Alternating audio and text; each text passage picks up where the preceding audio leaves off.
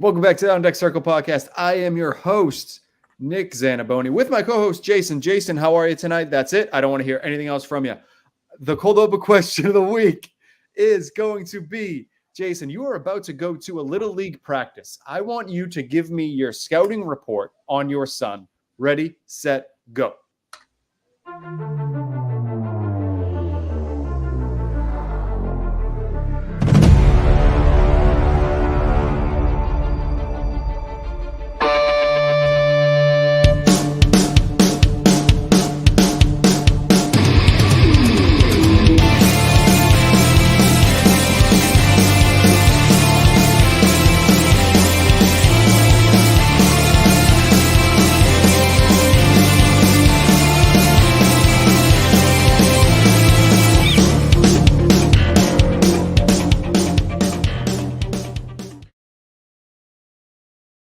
All right, Jason, what do we got?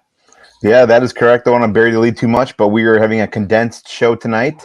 But I don't want to miss a week. But we got Little League practice up against the tight schedule here. But the scouting report on my son, right-handed batter, masher, still a lot of swing and miss in the swing. Doesn't make a lot of contact, but when he does make contact, it's loud. Drives the ball to the gaps. Can also hit to the opposite field with power. Awful defender. Plays first base. Almost refuses to play any other position. And if he does, he lays in the outfield because he absolutely hates playing in the outfield. Give me a comp. Is it Rowdy Tellez? Because I feel like it's pretty close. Yeah. Maybe not as bulky. So we'll go with somebody like I think a name right now, maybe like a trendy name right now, maybe like an Alex Kirilloff, a right-handed Alex Kirilloff. Okay. All right. I'm into that. We'll go with that. Yeah. We'll go with that for now. I like that. Thank you very much. I do not have a child, therefore this question does not apply to me. Sure. Yeah, exactly. So we'll update this. I'm going to keep some statistics going for the year, and we'll update later on. But real quick, before we get started here, take care of some business aspect of the things. Do you want to get access to the most accurate fantasy baseball rankings according to Fantasy Pros? Do you want to get tons of great DFS and betting projections? DFS Daddy Dave's back in the cut. He's out there pumping out those MLB cheat sheets for your DFS content. This man, I don't know if I've met him. Have you ever met anyone quite like DFS Daddy? I really haven't. This man be pumping out. I mean, he's always posting another $500 winning day. So if you want to get that kind of return on your investment, get those cheat sheets today. You can do that by becoming an all-access member at fantasysixpack.net/plans. You can use promo code F6PMLB24 to save 15% off. I know the Discord has been popping off lately too with a lot of redraft content, a lot of questions, waiver wire questions, trade questions, things like that. You can get access to that by becoming a member too. But let's not get too far off the topic because there's a big news that just popped off, I think maybe 24 hours ago. This was show-altering news, guys. We weren't even this was just going to be an injury show just because there have been so many injuries. We will touch on that next week, mostly because there'll probably be 3 more injuries in the next week. So next week, expect a big injury type show. But tonight we are just talking basically just one guy, if we're being completely honest, Jason. And who is that? And that would be baseball's number 1 prospect, Jackson Holliday, a middle infielder we'll call him for now because I think he's going to be playing second base. Yep. So we'll call him middle infielder. But the number 1 prospect in baseball, Jackson Holliday. That's right, the son of former All-Star Matt Holliday and MVP candidate Matt Holliday. Yeah, he was good. Really good. For liked him more as a Rocky than I did a Cardinal, but hey, that's maybe my NL Central biasness for him. But hey, I'm not talking about Matt, I'm talking about his son Jackson. A lot of this is kind of, to me, it's kind of weird in the sense that there was a lot of speculation that he would make the opening day roster. The Orioles were like, they had different plans. We're going to wait 10 days, and then we're going to call him up. Not quite sure what that all was all about. But in those 10 games that he went down, I think almost I don't know. I don't want to say that he forced their hand because he already had a great spring, but in those 10 games since he was sent down, he was slashing 333, 482, 595 with an OPS over 1,000. 2 home runs. He's walking more than he's striking out. He has a stolen base as well. A little bit of a slow start to the Orioles season may have been what caused this issue. That and Jorge Mateo is not very good. A Luis Urias. It's just a Ramon Urias. Yeah. Being completely honest. Yeah. So, I mean, again, the timeline's really weird to me because they could have just had him on the opening day roster. I don't know. I don't want to speculate on why they sent him down or why they only took 10 days to call him right back up. But we're here. We're celebrating Jackson Holliday's debut tonight. We are about an hour away from the debut. Yeah, here in Boston. They have him batting ninth. So basically, first. Yeah, I mean it's basically second leadoff. Yeah. You're only batting ninth the first time through the order. So yeah, the ninth hole has always been somewhere where they put the second leadoff man. Not like the bad player on your little league team. It is now like, okay, this guy could set the table for our big bats later in the game. Exactly. Yeah, like I said, he only leads off, and you only bat ninth once through the lineup, the first time through the lineup. So you put you put the guy that you want to lead off or hit the top of the order, but just isn't ready yet, aka your number one prospect in Jackson Holliday, who may not be fully ready for MLB pitching. Although I don't know, we saw him dominate the spring as well. So it was awesome news. Anytime a top prospect gets a call up, everyone's all excited for it. I know I'm excited for it. I'm sure Orioles fans are super excited for it.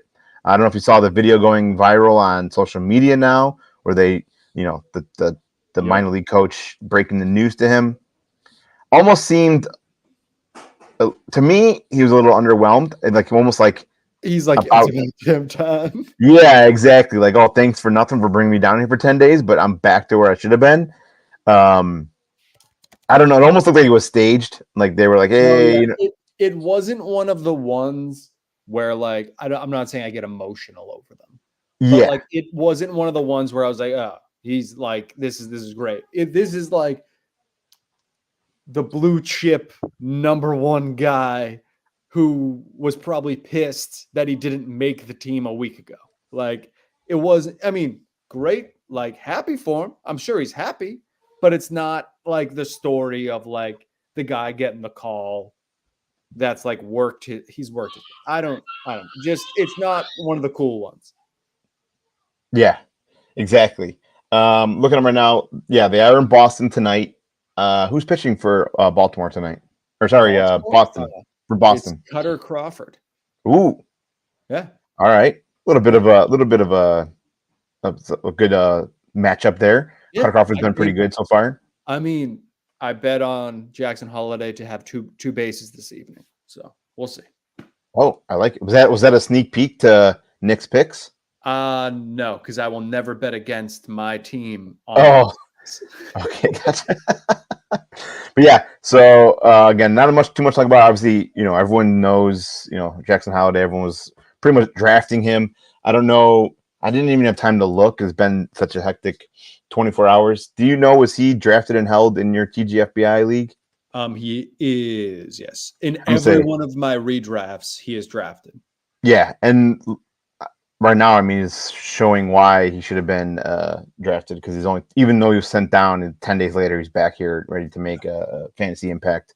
My biggest question, I think, for you is a little bit off the thing here. Who hits a home run first? Wyatt Langford or Jackson Holliday? And Wyatt Langford's already had 10-game head start on him. If you told me how many home runs Wyatt Langford had, I would have been like 3. Just like, right. I'm just assuming he hit him. I'm going to go, you know what? Jackson Holliday is going to hit one tonight. Okay. I like it. There's going to be a lot of just like FU in him for the first like week or so. Like I should have been here. I saw that he was here when Matt Holliday lost the World Series with the Rockies. So he was like, I've had some bad memories here. I want a good one.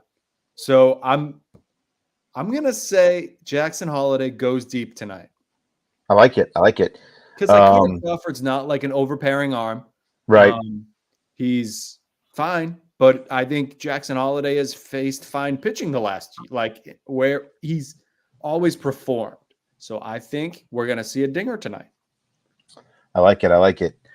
So not only was Jackson like right, he's like obviously the big name called up, but another name that I wanted to bring up here that did get called up as well, which isn't obviously the sexy name, but it could be a very useful name for fantasy leagues just because of all the injuries we've been dealing with. But Spencer Arrighetti, not to confuse with spaghetti. He could actually that might even be his nickname. Now that I think about it, you combine Mom's spaghetti. That would be a combine his first name and his last name, and you get spaghetti basically. I'm with that. But Houston's number 3 overall prospect, the number 1 pitching prospect, makes his debut tonight. Going against Kansas City, I guess it's a pretty good lineup to make your debut against. Houston's been struggling out the gate, really shocking. They're still waiting on Verlander to come back. Spencer Arrighetti slides in to make his debut tonight. Kind of interesting that they let him debut. He hasn't been super great over the last few years. The strikeout numbers are good. So really good stuff. Just the results have not been there. He's had over four high threes, over 4 ERA over the last 2 seasons. 2021 was really good for him, but 22 and 23, not so much. Definitely interesting to see what he does here. Always interested in seeing a pitcher go on a team for fantasy purposes that's going to get you a possibility of wins. And that's something that theoretically, Houston would be able to help you get wins. However, they've again struggling. I think they only have 2 wins, and one of those wins came on a no-hitter. So Houston's offense has been struggling. They were in line to win last night, and I believe they lost in was extras or the bottom of the 9th. Can't remember. Closely watching that game because of the Reagan start, but Spencer Arrighetti, something that's on my radar, especially for dynasty leagues, deep keeper leagues, even deep redraft leagues. He should have some appeal here, especially with all the injuries that are starting to pile up for these pitchers. Keep an eye on Spencer. I don't know if I'd run out and grab him just yet. I'd let him make his debut tonight. I don't know if you're, maybe you're in a weekly fab league. It might be kind of good. You can get your eyes on him first year start, yes. And then he'll probably get if he does well, he'll get a 2-pitch or 2-start pitch next week. I don't know exactly what that schedule would look like, either if he even gets that 2-star, depending on how he goes tonight. But definitely someone to keep an eye on here. Again, Houston's number 3 overall prospect and number 1 pitching prospect makes his debut tonight against Kansas City. Why I bring that name up again is, like I said, a lot of pitchers, injuries are piling up. I thought it was kind of interesting here. I pulled up a list from our boy Corbin Young. Shout out Corbin Young, and we've had him on our show here before. Let me run down this real quick. It's a lot of names, but let me get through some of these, and then it's kind of interesting. We are at 16 pitchers within the top 200 ADP in the draft season now on the either out for the year or on the verge of being out for the year or extended period of time. And that list includes Spencer Strider, Framber Valdez, Garrett Cole, Yohan Duran, Jordan Romano, Justin Steele, Paul Sewald, Yuri Perez, Sonny Gray, Devin Williams, Shane Bieber, Justin Verlander, Kodai Senga, Walker Buehler, Nick Pivetta, Brian Wu. Should I keep going? No. And that's that's only 10 days into the season. Again, obviously some of these we knew were going to be out for a little bit. Garrett Cole was in spring. Walker Buehler, Kodai Senga, those are all spring names, but still, of those 16, I see at least 10, if not more, that were within the last 10 days. Significant injuries. And this almost falls down the pipeline of roll with the Zaniboni method of drafting pitchers. The 1 year that I don't follow the Zaniboni method is when every pitcher just dies. Exactly. It's so shocking. And then, obviously everyone wants to try to speculate on why. Is it the pitch clock? One thing I didn't realize. I am so tired about this, Jason, and we do not have the time for me to go on my rant. But okay. I think we should just cut off some time for me next week to go on my rant about people bitching about the pitch clock and injuries. I agree. I don't think it's a pitch clock. I also was, doing some research because obviously that's very interesting on why these pitchers are getting. John Hopkins University did a study, just I think on the 2023 numbers, because that's the only time we have with the pitch clock. The pitch clock does not affect injuries or did not have any correlation to injuries. I think maybe it helps maybe a little bit of like a combination of things, but to me, it's what I've been saying for the last few years is it's the need for velocity. More than ever, we've had high-end velocity. I mean, the days of someone throwing 100 of being a rarity is not. I think if you don't throw 100, you're in a minority now. And I think that's starting to kind of show up here, not only as at a major league level, but more than ever, we're seeing the need for velocity at a younger age, right? Like we're seeing now high schoolers, little leaguers, middle schoolers, they all want this high-end velocity where it might be catching up to them later on in their career. We've even seen guys right out of college need Tommy John surgery. Just some of the names off the top of my head, like Lucas Giolito, someone that you obviously have a lot of interest in now that he's a Red Sox. No interest. He never pitched for us, therefore I don't care. He was immediately drafted out of high school and needed Tommy John surgery. So, and he's just, Daniel Espino. I mean, I can go on and on about some of these names in the minors that get drafted out of high school because of this need for or need and want for high end velocity. And I don't want to go like you. I don't want to go deep down on the why pitchers are getting injured, but they're getting injured at an insane rate. I've never seen anything like this. I only pray that that more of these guys don't go down because the game, we don't need these guys missing time. We want these guys in the league. We want Garrett Cole making 30 starts a year. We want Spencer Strider making 30 starts a year. That's what makes baseball great. And hopefully we can get this resolved sooner than later. I did see, which I didn't know about this. Maybe you did, the small pitch clock change from last year. When runners are on, you now only have 18 seconds instead of 20. One of the rules I did not know until yesterday. Very interesting. I don't know what they need that extra 2 seconds for. Is that really going to make a difference? We already shaved off 20 minutes off the games now. What's an extra 2 seconds? Whatever. We're not going to go into too much. But I thought as long as we were talking about all the names that are piling up, I thought it'd be kind of fun to maybe shoot off some names that are highly, maybe almost like a sneak peek into our weekly waiver show. Shout out JP, Dap Scout. Me and JP doing that waiver wire show every week again. Tune in for that. Some names here that I thought might be really beneficial that are widely available in your league and might be some injury replacements for some of these guys. First one I'm going to talk about here is Cody Bradford for the Rangers. One of the names that, at the beginning of the year, you're like, I'm not going to draft Cody Bradford, which his numbers show. He's only rostered in 39% of leagues. So over 60% of leagues he's available in. 2 huge starts already. He's only got an ERA of just over 2.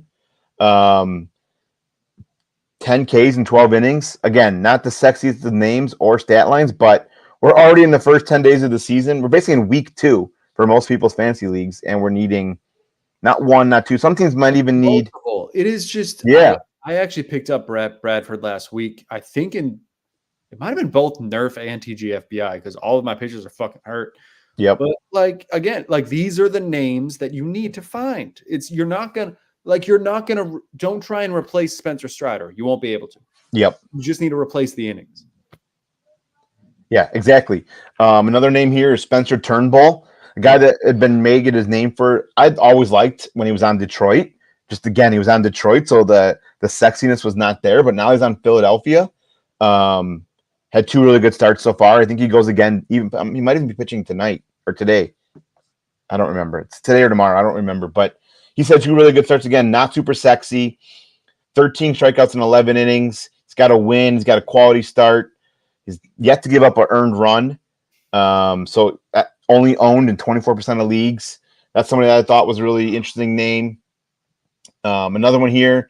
These are like names that just keep kind of like chugging along. It's not just in fantasy baseball, but baseball. Paul Blackburn, only owned in 15% of leagues. He is still on the A's. Again, not going to give you a lot of wins, but if you're in a quality start league, both his starts, quality starts. He's always been super reliable when healthy. And again, not a huge strikeout pitcher, but he's going to get you quality starts, going to get you some innings that you're going to need when all these guys are down on your team. If I could show you my fantasy 6-pack roster, it's insane. However, some of these guys are coming back. I got Braxton Garrett coming back. I got I saw Edward Cabrera is about to come back. Yep. That's another name that could be these are also guys that could be on waiver wires just because they started the season hurt, so that teams might not have drafted them. So that's another way to look at it. Exactly. Again, some of these are for like some options that may be in more shallower leagues, but Jared Jones of the Pirates is still owned in less than half the leagues. That's wild. Yeah. That's crazy to me. Made 2 starts. One of them really, really good. Another one just mediocre. But if you need strikeout numbers, if you missed out on, you lost Spencer Strider and you Ks, 17 strikeouts in almost 12 innings. I mean, I'll take that all day to replace my Spencer Strider. It's always been his knack, has been the strikeout. So someone like Jared Jones is always, again, in the shallow league, probably in 10-team leagues, he's available and he shouldn't be. Some of the guys one guy that I think is being way undervalued, and that's probably my homerism, but that's Javier Assad. Has had 2 great starts for the Cubs. Might get pushed out of the rotation here. Him and Ben Brown both. Jameson Taillon set to come back, I think, in like a week or 2. Justin Steele set to come back in like about a month. But, I mean, let's be real. Jameson Taillon will probably make like 10 starts and be hurt again. Yeah, Javier Assad was really good last year.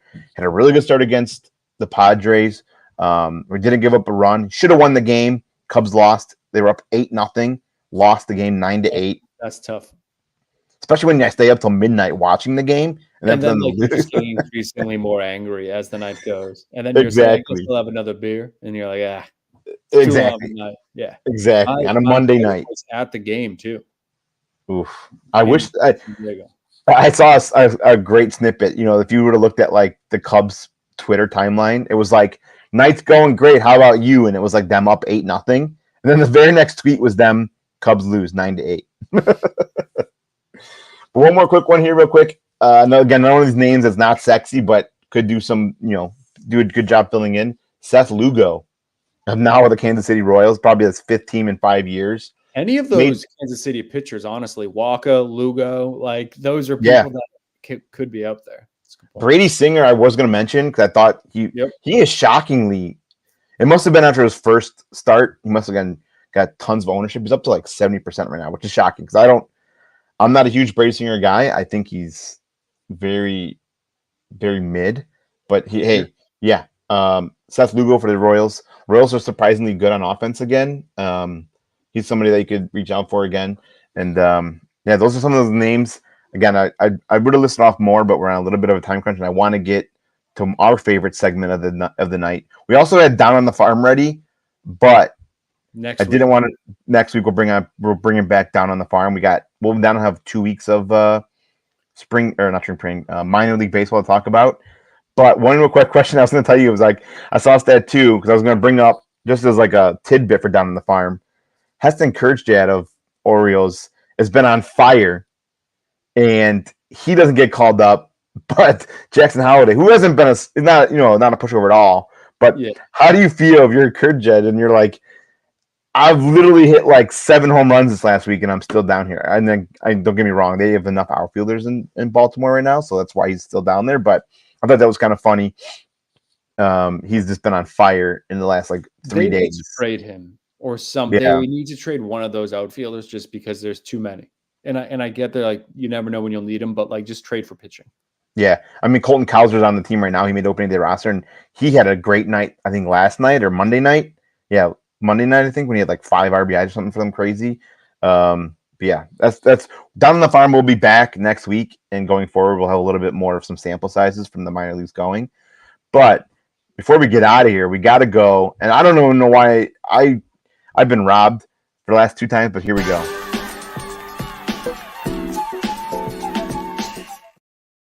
That really sounds like a golf video game, like loading screen. I think that's okay. Exact. Yeah, I can get behind that. I can see that. I play a little PGA 2K, and I could feel that as being or like a Mario Golf or something for sure. Something like that. right, Well, so last week, I put you as a push 101 because your guy didn't yours get rained out last week. yes, mine got rained out, so we got We nothing pushed there it. for me. You need a dub here. I need a dub. I think I got a pretty good dub. What do we got? I'm gonna go with a little bit of homer pick, and that's gonna be Dylan Cease under 7.5 Ks. Right now, I think it's at like minus 135 on FanDuel. Okay. The Cubs don't strike out. They're only striking out at 20% clip as a team. They're walking at like almost a 15% clip as a team. I know Cease is known for strikeouts and gets strikeouts, but I don't think Cubs got a lot of righties in that lineup. I think they're going to be able to limit the strikeouts against Cease. And I'm going to go under 7.5 Ks for Cease. Okay, nice. Mine's a little bit. The odds aren't great, if I'm being completely honest. We're going minus 165. Okay. Juan Soto over a half a base. Unfortunately, so this is just the stock line on DK. Yeah. And I've been riding this, but he walks way too much. I know. I would almost even push it to like 2+ bases. Yeah, it's might just get a little bit extra juice. Yeah. Maybe it's like minus 110 or something. Then you get the double. Yeah. Okay. Or a walk in a single. With my half for now. Yeah. But if you want to, if you want to get a little bit more juice on those odds, maybe look at what 2+ bases is. Maybe get up to like closer to like even money. Or something. Yeah. Yeah, exactly. All right. Well, again, like I said, it's a little bit of a short show this week. We got up against some timeline here. I want to get a show out just in case, people were clamoring at the bit for some Jackson Holliday news. I'm ready to watch some Jackson Holliday on my ESPN Gamecast because I can't get Nesson. So, awesome. All right, Nick. We'll see you guys next week. Bye, Jason.